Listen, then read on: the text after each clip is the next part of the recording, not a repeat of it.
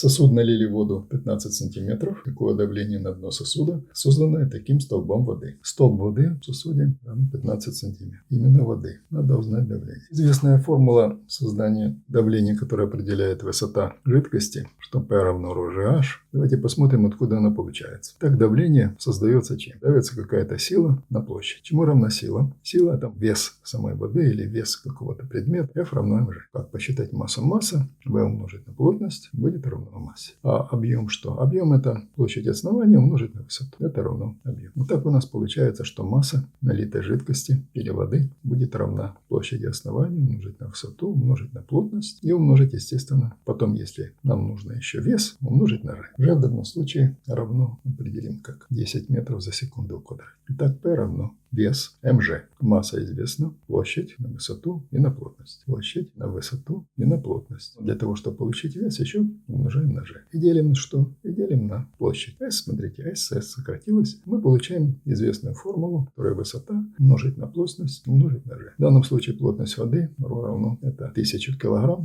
на метр кубический. Подставляем, что получаем. P равно высота 15 сантиметров умножить на ρ на 1000 кг на метр кубический и умножить на 10 метров за секунду в квадрате на g. В этой формуле сантиметры не попадают в системные значения. Надо было бы здесь, чтобы были метры. Поэтому исходим из того, что в каждом метре это 100 сантиметров. 1 сантиметр это равен метр, деленный на 100. Подставим вот это значение вместо значения сантиметра и перепишем это все. P равно 15. Вместо сантиметра подставляем значение метр, что делится на 100. Умножим на 1000 килограмм на метр кубический и умножим на 10 метров за секунду в квадрате. Ну, поскольку мы знаем о том, что давление измеряется либо в ньютонах, деленное на метры квадратные, или паскале, поэтому будем искать вот эти обозначения среди этих данных. Килограммы на метры на секунду в квадрате, вот это вот значение. Килограмм на метр на секунду в квадрате, вот это у нас образует что? Ньютон. А этот метр сократится с квадратом, с одним. У нас получается здесь метры квадрат. Получается в конечном итоге вот это ньютон делить на метр квадратный. То, что мы ожидали. Давайте приведем, еще раз перепишем это все.